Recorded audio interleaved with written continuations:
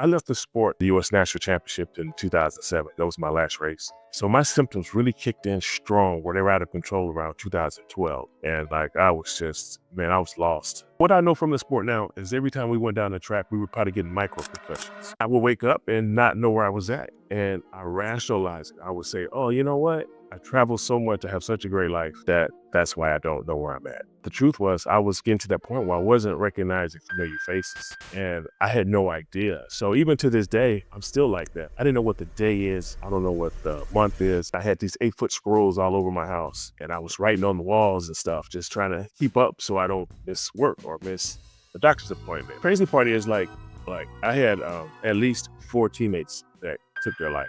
Someone told me they were in the Sledhead article. I've read that article like 20, 30 times. It's the article that saved my life. So I went back to read it. It's like I never read it before. I was at the point where I didn't want to wake up another day like this.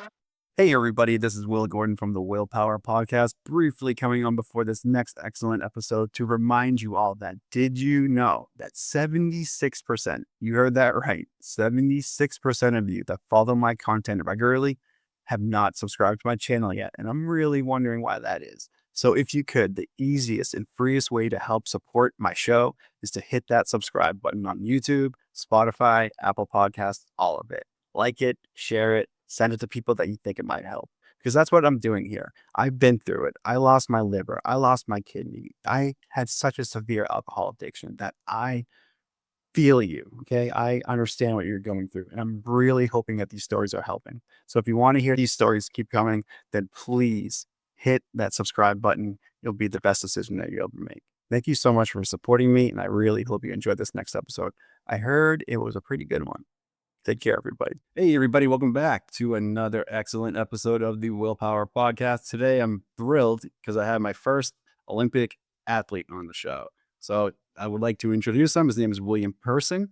He is an Olympic bobsled. I believe you were an Olympic bobsledder for 9 professional years. Is that correct? Yes. Yeah. So let me read a little bit about you before we jump in. So William Person is a former 9-year Team USA bobsledder, competed for nearly a decade and has since become an advocate for brain injury awareness in winter sports. He suffered severe CTE-like symptoms, including crippling confusion, depression, and loss of navigation abilities, which he attributes to repeated head trauma from the sport, often called sled head, a term for brain-rattling effects of high-speed slides that can lead to dizziness, exhaustion, and long-term damage. Person found rapid relief through hyperbaric oxygen therapy, HBOT, which he credits for restoring clarity and quality of life. Motivated by his experience, he's launched a GoFundMe to fund a nonprofit CTE recovery center. Awesome job.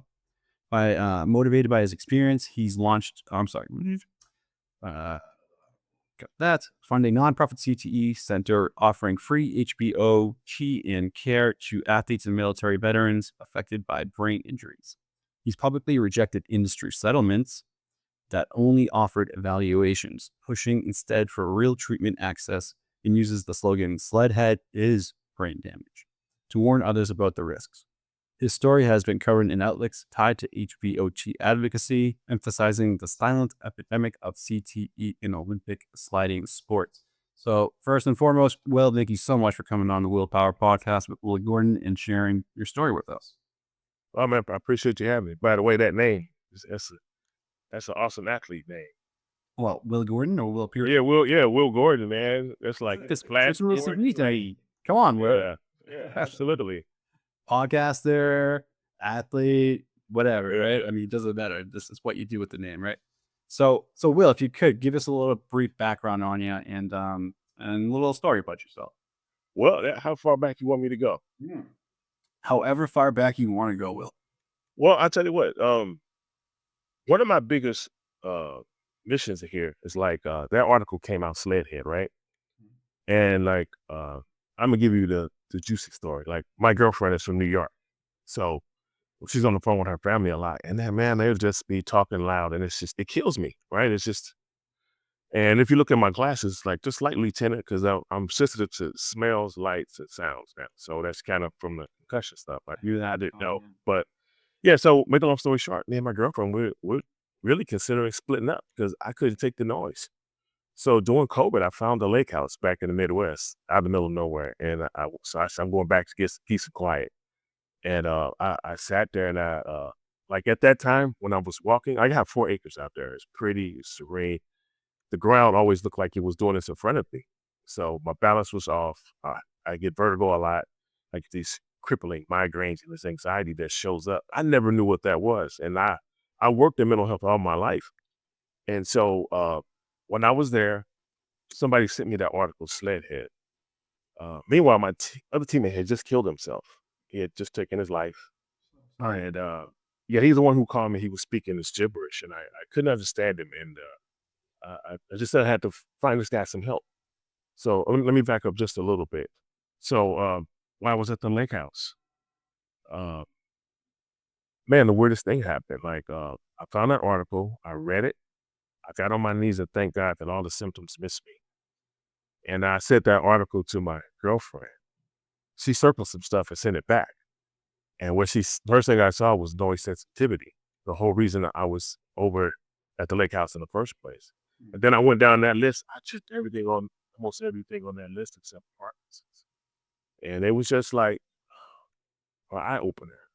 And so for me, yeah, most people have no idea these athletes run around. Like I had the red flags. Like I was waking up in the morning or in the middle of the night. I don't know where I'm at. I'm literally having a panic attack for no reason. I've never had panic attacks. And I jump up. I don't know where I'm at. I turn the light on. I look at the pictures on the wall, and I'm like, oh, okay, I'm in Europe or Canada or I'm in California. That's kind of how I. So you were like finding yourselves in different rooms and situations that you didn't know you were in. Yeah, I would wake up and not know where I was at, and I rationalize it. I would say, oh, you know what? I travel so much. I have such a great life that's why I don't know where I'm at. Pat myself on the back. Yeah, you're like giving yourself props for, and then next you're like, wait, why am I in this room? Right? Like, oh my Yeah, I'm here, but like, okay, once I figure out where I'm at, I know why I'm there, but it was hard to figure out where I was at. And then once I went back to meet some buddies in Salt Lake, I kept an apartment there, and we went out just to catch up. We hadn't seen each other in a while, and one of my buddies, this is kind of sad story, but I'm gonna put it out there anyway. You know, my buddy saw this cute little girl looking at us, and he's like, "Man, that's your girlfriend over here. It's girlfriend." I was like, "Man, I don't know that girl." And that woman ran over and just jumped in my arms, and I'm thinking, "Oh my God, I do know that girl." But the truth was, I was getting to that point where I wasn't recognizing familiar faces, and I had no idea. So even to this day, I'm still like that. Like most time when I see people, I got this thing that's pre-programmed. It's, how you doing? How are you? Because I can't remember names, faces. And some people they know you because they're really persistent. Like they're right there. Like so there's a connection. But sometimes I can't. I struggle to put that together. It's not as bad as it was before hyperbaric. So to take a step back, like I said, that's why I really started this thing because there's so many people out here and like they don't know why they're taking their life. They don't know why they feel so miserable. They don't know what these symptoms are on them. And I'm just kind of here to kind of help shed them. Like, this is what it is. This is probably what it is. Because it's like 90 something percent of athletes I spoke to, we all had the same stuff. Yeah. Yeah. And then one time, I don't want to go too deep on you, but we do this thing where we take VIPs down the bobsled ride. We call it for running. And so on this one particular day, we took fighter pilots. They pull, the most G's on the planet. So when we took them down the track, when we got out the sled, they were kind of rattled. And it didn't make sense to me. I'm thinking like, how could Man, it's all used to the G forces, right? yeah, Yeah. we only pulled 5 and you guys are pulling 10, 20, 15. I'm thinking, and an article came out in December of 2024, last December. And it was written by New York Times. And it really just broke down the fighter pilots have the exact same symptoms as the bobsledders.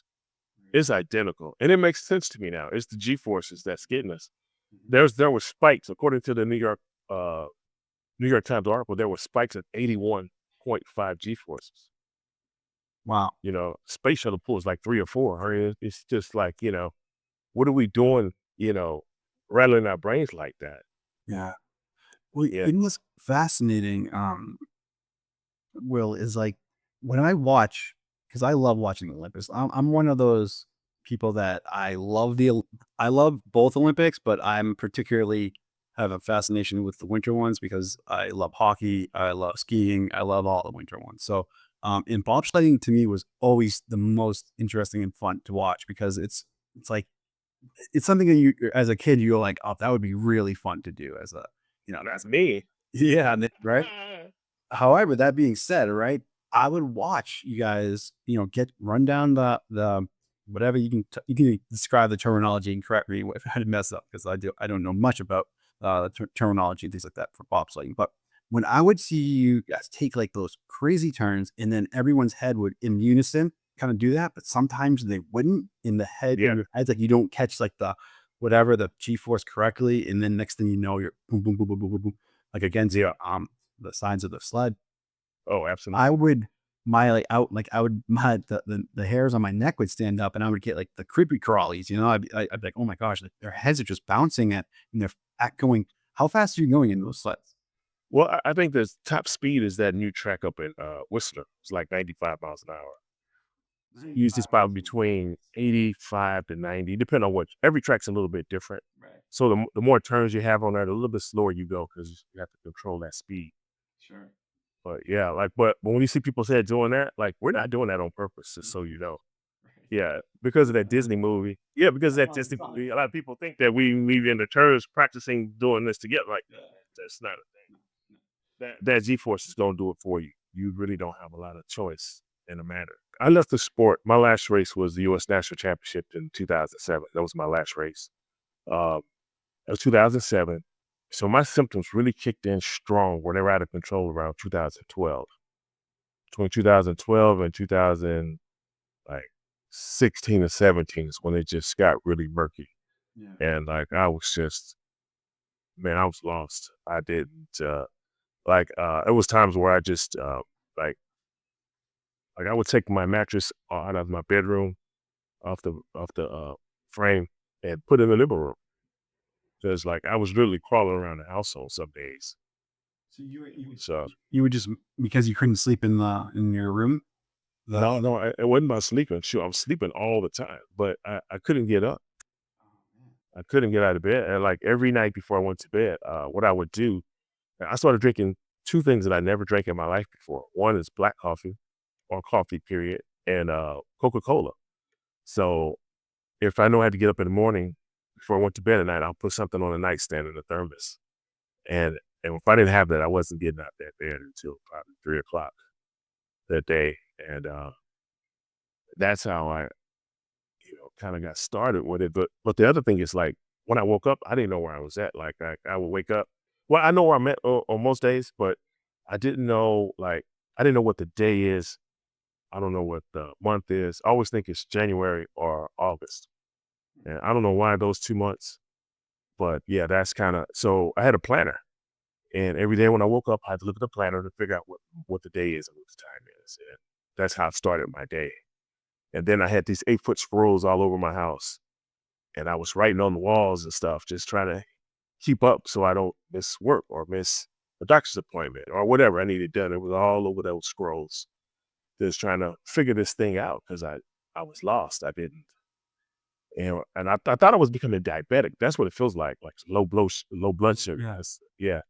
But Yeah. every time been seeing doctors for years, like, no, but they never checked my brain. They always checked my blood.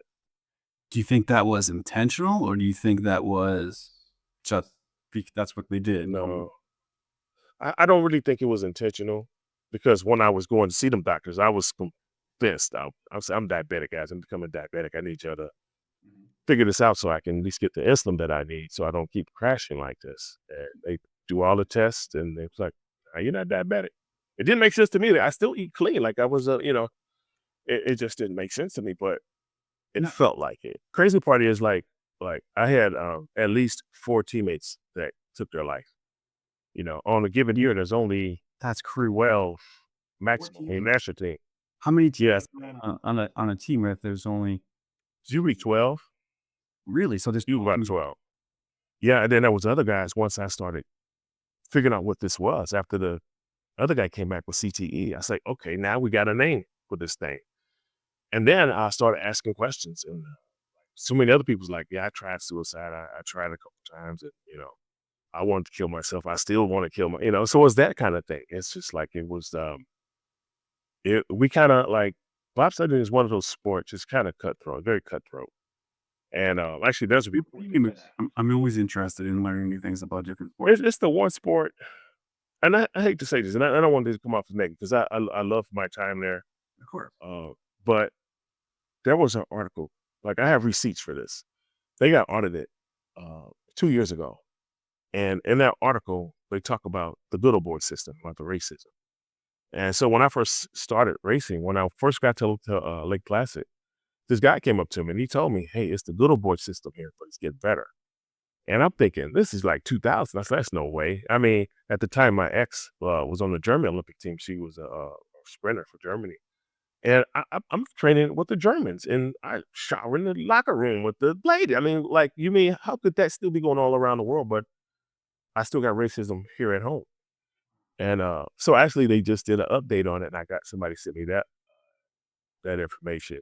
And it's still there. They say it's still the good old boy system. The white athletes and the black athletes say that the black athletes don't get equal treatment. Yeah. And these are things I put in writing to the USOC way back in 2000 and 2002, when they was doing stuff to me. And like, if you really look me up, I raced for 9 years. I raced the Olympic trials, World Cup, World Championships. I don't have an Olympic berth. I didn't get to race an Olympic day. And that's by choice. It was really by choice. Like, there was times where we, like I got to Canada, like after the 2003 World Championships, I pushed Stephen Holcomb.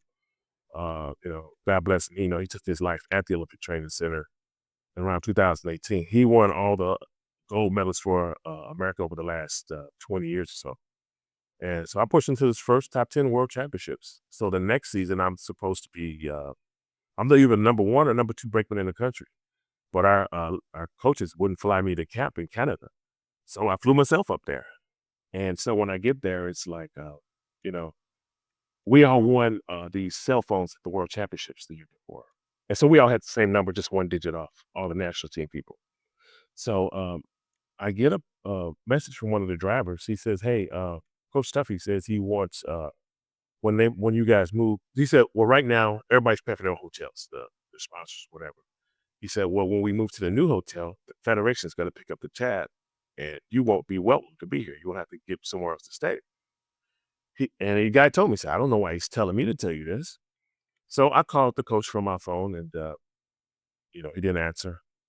Called him again, didn't answer. A couple of days later, that guy comes to me with the same message. I call him again, didn't answer. I call from the other guy's phone, he picks up on the first ring, and he's like, I said, "Hey, Tuffy, this is Will. What's going on?" And he said, "Oh, I said, what do you mean? I won't have a place to stay. I'm the number 1 or number 2 brakeman in the country right now. Like, what's going on?" He said, "Oh, well, each driver only gets one push athlete funded." I said, "Tuffy, I've been here for 2 weeks. I know the truth. Is that the story you're going to stick to?" And he got really quiet. "Yeah, I'll see what I can do. I'll see what I can do." So fast forward, well, we moved to the new hotel. We get over there, and he has room for me. They didn't pay for my food. They didn't pay for my no per diem money. I didn't get they paid for my tickets. So when I get to the new room, I got a new roommate. This guy was like the track janitor the year before. He like cleaned our sleds and cleaned the track to make sure everything was smooth. Nice guy, really nice guy. And I said, "Hey, was your ticket expensive?" He's like, "No." He said, "I went to the training camp and I finished last." He said, "And I got injured. So I was laying around at the Olympic Training Center in New York, and Tuffy came to me and asked me if I wanted to go to Canada. He's paying for it." He said, "Hell, what have I got to lose?" So that's the kind of stuff like I dealt with. And like, I left the sport in 2007, and I never really told these stories before because I was kind of really embarrassed about it. Like, it's just, I mean, uh, what is like USA Olympic Committee? What are they doing in this? Like, why are they not funding the athletes properly? When you have like Russia, Canada, like they're all getting, very, well compensated, right? Yeah, yeah. I mean, we win so many gold medals and such, but yet we don't have the what do you call it? We don't have that, like the means to fund our athletes. I just don't understand. I never can understand. Well, they do have the means to fund athletes. They just choose who they're going to fund. It's the difference. Yeah. They got this thing at the bottom of every piece of paper. It's called coach's discretion. So you can follow all the rules, and you can finish first, but that don't mean that you're going to race.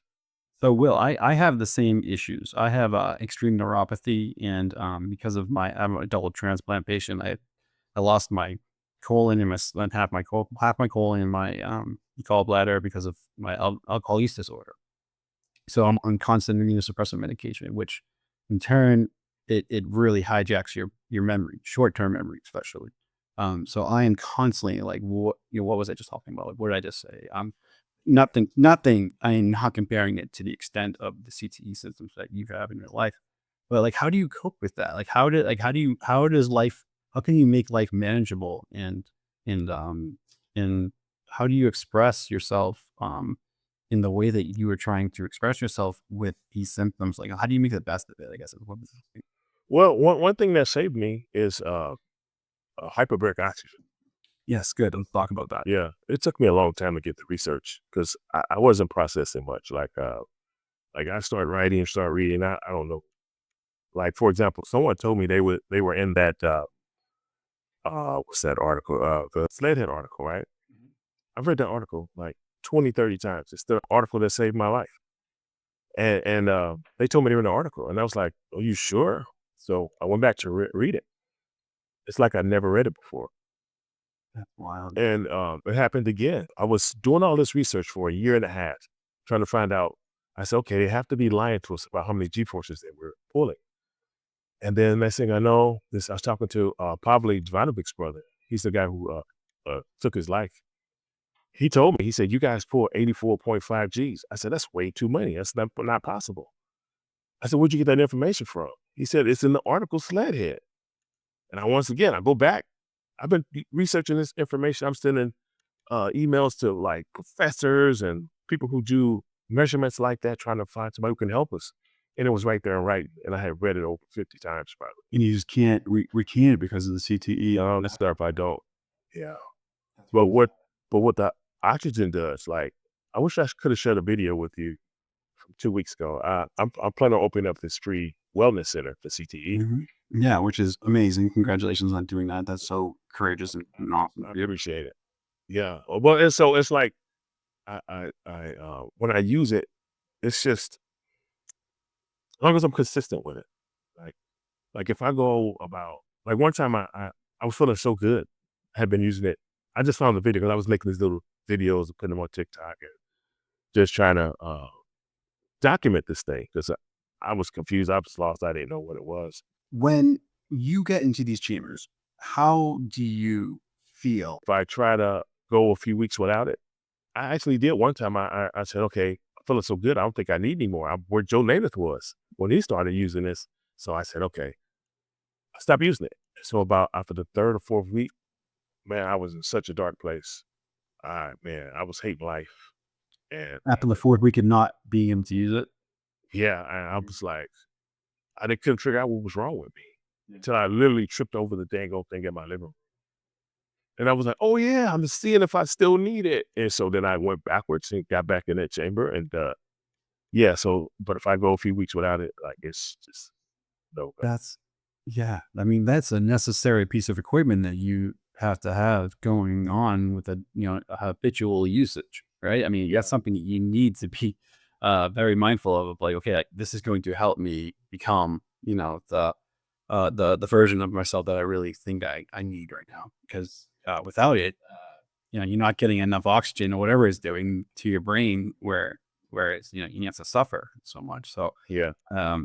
keep using it. Could you talk about like that your time spent as a mental health in the mental health area in that mental health world? Yeah, I started when I first left college in '93, I started in mental health and I did that. I opened a treatment facility for kids around 90s, 98, I believe. And I kept it open until my third year with Team USA. And then I was just so busy that I couldn't keep up with. being in Europe and then keeping my eye on these children who live in my program. Like it was inpatient. And so I won't throw my business partner under the table or anything like that, but sometime I would call back to the office and no one was there. And so eventually I closed those doors and I said, I'll reopen when I finish up the sport.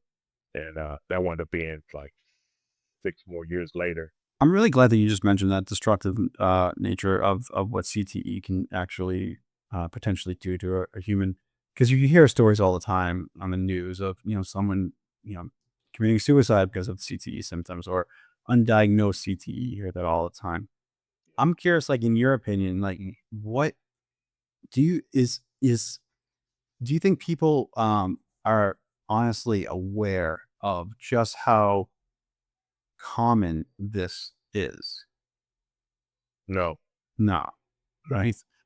There's just no way, because because I feel like if this was a more um, pronounced issue or just more talked about issue, like there would be a lot more accessibility to things like the chamber or constant therapy or anything that like that can help aid those, because I was always curious about this. Like, what is it about the brain that makes, when it gets rattled too many times, that makes someone jump off a bridge, start using drugs, start drinking their, themselves to death? Like, is it is it like you're trying to deal with it all and then it's overwhelming and then that's when the addictions come in, or is it something else that I'm just not picking up on? I personally think that the addictions that come in are just people really just trying to make themselves calm the symptoms down. So whatever you're going to take that's going to calm those symptoms down, there's got to be something pretty strong if it's going to calm down these symptoms. Because it's like, Did you ever experiment with anything? yeah, man, I tell you what, I feel like the biggest hypocrite too. No, that's what this show is all about, man. Like vulnerability and openness when it comes to this stuff. Because if we don't talk about it in the open, then like no one, someone's going to sit there and be like, "I wish someone talked about that," right? Yeah, So, I put it out on TikTok, man. It was like one of the first things that I did when I started getting to my worst. Like I was at the point where like I didn't want to wake up another day like this. So and when I started to come to the realization of why my teammates took their life, then I knew I needed some help because I was pretty much at the same dinner table as them at the time. Like I didn't want to be here, but I had a friend when I was a kid. He was older than me, probably about 6, 7 years, and he actually took his life when I was probably like 10 or 11. And I remember how it affected his family. So for me, like suicide was not an option. I had to take that off the table. But I had them days where like I didn't want to wake up another day like this. Like I just how do you keep doing this? Like when was the first? I'm sorry that you're off. no, I said no. I'm sorry. Go ahead. No. No, I want Well, the one thing that I tried, I tried marijuana. Was the first one. Like when they started giving me the pills to prescribe me the pills, and the pills weren't working, and they just made things feel worse. And I was like, you know what? Let me just go back to something that's natural. And I tried it. And for me, everybody who knows me, I told them, like we was on tour anywhere. I said, if you guys do anything around me that's stupid or wrong, I'm a snitch. I'm telling on everybody. So don't do anything. There's always them people that be hanging around that be getting us in trouble. Like you watch all the NFL players. It ain't the NFL guys. It's their buddies who they hang out. Oh, always, yeah. All right. So my philosophy is don't do nothing around me stupid because I'm a snitch. I'm telling everybody. So you won't be surprised when it happens. So that was my thing. And oh my God, I so forgot what I was talking about here. Yeah. This is what I deal with, man. This is like I don't mean to like make light of this, what you're going through, because like I said, I have a lot of neurological issues myself, but nothing to the extent of yourself. So be kind to yourself in that regard, because I can only imagine how difficult that must be for you to navigate the world with with what you're having to endure. So I'm so sorry about that, but yeah. I know we were talking about the THC. Oh yeah. It totally saved me. It really did. Yeah, I've heard. I mean, THC. Like as someone who's like a sober advocate, as far as when THC like helps with especially edible THC, it has so many beneficial elements to it. Like alcohol for me, well, obviously it's just poison. It's just straight up poison. Like it's just poison. Whereas, marijuana on the other end of it, you can look at it from whatever perspective that you feels right for you. And I'm never going to judge anyone for any reason whatsoever when it comes to what aids them or alleviates their dis-ease, right? Yeah. So go for it, right? Go for whatever works for you. But I can't advocate for sort of doing any kind of mind altering substances. But I can say that if it helps you, it aids you in your life, then why wouldn't you, right? It was literally saving me, like it. And then I felt like a hypocrite because I told people like I always tell anybody, like I said, doing drugs around me, just don't. I don't want to hear about it. I don't want to smell it, And then next thing you know, it's back here to saving my life. It really did. It helped keep me calm when that extreme anxiety came. Like it was the only thing that I used. I got rid of all the pills they tried to prescribe me, which it was only prescribed me. Like, I think it was a Zoloft or something. And I know a girl who was half my height was taking half the dosage, no, double the dosage I was taking. And it's really didn't help. Matter of fact, it made things feel worse. That's what it really did. Let's get into your GoFundMe page. So, Yeah. what is this all about? What you're trying to raise money towards? What? Well, we need more hyperbaric oxygen chambers. There's also some red light therapies that seem to be pretty productive. Things like that. So I really want, like, I bought this lake house that during COVID, and like I'm still in LA, and it's like I can get all the equipment placed at the lake house, and it's like really kind of serene setting. So it's like this. I could have as many people as I can who can come to my house uh, and can get this treatment. I just want to offer complimentary treatment, same as was offered to me. And people keep asking me, well, why do complimentary? You can make a lot of money doing this. Well, the thing is for me, like the first time I tried hyperbaric, I was clear for 6 days. Second time I tried it, I was clear for 9 days. Now I needed $20,000 for a machine that I couldn't afford. And so I don't want to do that to anybody else. If we know this thing's working for you, let's get your treatment done. If you need the 30 days, you can do 30 days at my lake house. If you just like me, you need maybe a week or two, do a week or two there. And so but I only have like 3 bedrooms. It's like 3 bedrooms, 2 baths. Uh, so I can't really accommodate a lot of people. But my dad just retired and he owned a roofing company. So I'm gonna purchase his old building. And it's huge. It's like 3 buildings in one. And I can probably serve probably 5 to 10 people a day down there. So that's really neat. So you're creating a space for people who are struggling with similar circumstances as yourself to Yeah, absolutely. alleviate. Because one thing I found out, like, on my journey was, like, some of the, soldiers who come back, they're around the compression blast. It's the same as us as getting the sports injuries of the brain. It's the same treatment, but it's not being offered to all of them. Yeah, dude. I mean, just the fact that you experienced such intense CTE symptoms from something like bobsledding, where it really, it's not contact, but it's contact for sure, right? I Yeah. mean, was that one of the things that when you were exploring? How did you get into bobsledding? I didn't even start. Oh, man, this guy tricked me, man. It was a TV show called Go for the Gold, and they had a tryout, and they called me. And I remember watching, Wide World of Sports when I was a kid. It would always show that bobsledding crash. I was like, I don't want to do with that. Like, so they called me a couple times, and I was still running track at the time. I said, well, maybe it's gonna be on TV. Maybe I could pick up a track sponsor or something. So I went for the tryout, and I watched like the first 30 people go through, and it was like they took a treadmill and they put it on the highest elevation, and it was hooked up to a computer, and so they punch in 10 miles an hour. So the faster and harder I push on this treadmill, the quicker it gets there. They time it. So when these one guy, first few people went first, like half. I saw what they were doing, and so it was my turn. I just watched what they did. But I was a 4.23 40 guy, so I was a really fast guy. That's fast. Yeah, a real fast guy. Yeah, I turned this guy named Tom Doyle out of Arizona State. Yeah, he got me blazing fast. So when I'm on this thing, I set a new record on the tryout, right? But I didn't know. This guy's eyes got really big. These NBC cameras are on me.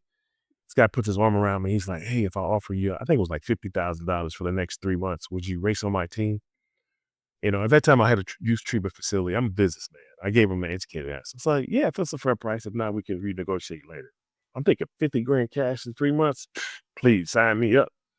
And the crazy part is my first day going to the track.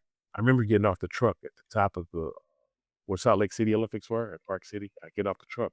One of my old teammates, Billy, he saw me getting off the truck. He's like, "Man, I've been trying to call you to come race with us." And my driver panicked. He was like, "Hey, hey, hey, don't leave me. I'll get you even more money." And the truth was, there was no money. That guy didn't have any sponsors. He was hoping to find sponsors. And matter of fact, like most sleds are like they shaped like sharks and Indy cars, like just Jeff Boat and I used to build our sleds at the time. So our stuff looked like NASCARs.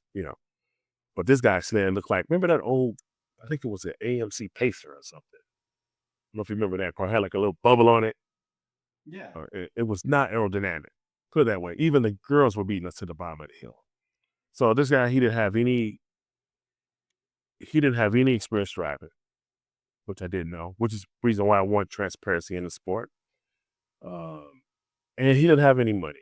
And he had no real opportunities to make these things work. So they tricking people. I don't want to take up too much of your time, Will, but thank you so much for coming on. I really hope that this episode gets the word out with your cause and CTE. And I really appreciate you going into your own personal narrative when it comes to your relationship with addiction and mental health. That's my channel is primarily just variety, and I do appreciate these types of episodes because it's something I'm interested in, like just generally interested in, and I think it's just an interesting topic to talk about. We never go wrong about talking about mental health and ways to improve it and things like that. So thank you so much for coming on.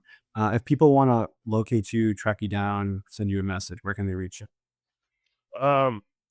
You can look me up very easy. My name is William, and last name Person. Everybody's a person. Person. I have a TikTok channel. I call it my channel. I call it One Man with a Chamber. That'll be kind of everything pretty soon. Everything will be called the same thing, so you can find it easier. Yeah, I was gonna say, if you had any socials that you wanted me to add to the show notes, I can do that for you. But yeah, Whatever you do, send them over to you if you don't mind. I would love, guys. Please, if you see my channel, please just share it.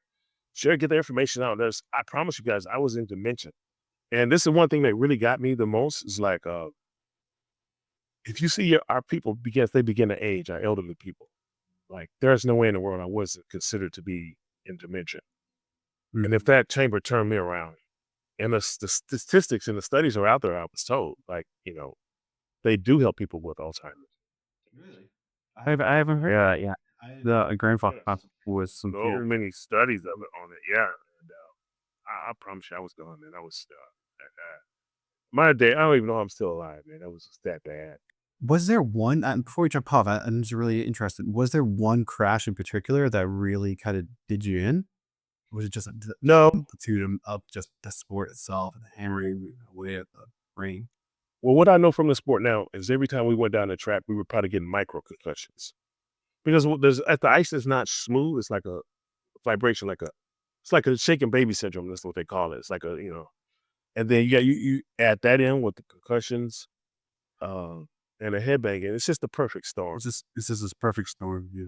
Wow. Yeah, it's perfect. Remember, do you know, you mentioned hockey earlier. Do you remember a guy named Chris Chelios? Yes, one of the best Chelios. Okay. Yeah, They asked me to mentor him one year. I didn't know who he was. And it was Olympic year. So we're going out. I was going out. He's a Iron Man. Yeah. Yeah, this is like 2006, I think it was. So I'm showing him around. People are taking pictures. And I'm thinking, okay, it's Olympic year. But it's kind of early for the pictures to come out. And then I found out he's like the Michael Jordan of hockey. I was like, what? I didn't know. He's like, yeah, I thought you knew. I was like, no, I didn't know. Yeah. And I asked this guy, man, I was like, what are you doing here? Like, you shouldn't be here. He was trying to make the team for Greece. I guess his mom had Greece roots or something. I forgot what team it was. Really? But yeah, I was like, man, you shouldn't be here. I said, he said, what do you mean? I said, you got a new driver. He's not going to get you down the track safe. He's going to beat you. I remember the story. Chris Chelios was trying to bobsled. Yeah, I was his mentor. They asked me to be his mentor. Oh my gosh. Man, they're going to hurt you here. Like, I never thought about CTE or concussions. I just want to see this guy have this fabulous career. Now he leaves this sport and he's all broken up. I never thought it was going to happen to me. Yeah. I'm looking out for this guy. And one day he said to me. Yeah, Chelios, but it's a long time, like way longer. Yeah. that people actually thought he could play, because he wasn't nearly at, like, at the level that he was. But who would be at in their 40s were playing Yeah. professional hockey? It's a young man's game. But he did come to me and thank me after that next crash. He was like, "Hey man, you right. You right. You right." Yeah. Yeah. He went on this way. I've been looking for him. I haven't seen him since, but yeah, he was a nice guy, real nice guy. Maybe I'm gonna sneak up in the Olympics coming up. What, isn't it this year? The winter? This year, next year? I don't even know. I Yeah, this year. think it's this year. Yeah. I'm so far removed. The Olympic team, they're not very happy with me right now. I can't imagine. Even though you're advocating for a very good cause, in the sense that, like, this is all good. I mean, there's nothing that you're trying to discriminate or say anything badly about. This is a cause that you believe in, that helps people in Europe living. So that's unfortunate that there's people that are thinking otherwise, or less of you, because that's not Well, it's really the money people. It's really just the money people, to be honest. Because the athletes are struggling, and after a lot of the athletes are suffering. And I don't understand that. I just don't understand that. I just don't understand that. But well, thank you again, Will, for coming on the Willpower Podcast with Gordon. I really appreciate it, man. And take care of yourself. And I hope that your cause, really gets the funding that it truly deserves. So thank you again. when I finish up, you got to come out and check out the clinic, man. Hell yeah, I would love to. That'd be awesome. Absolutely. Okay, great. Absolutely. All right. Well, thank you everyone for watching this episode, and be on the lookout for many, many more episodes coming soon. Take care, everybody.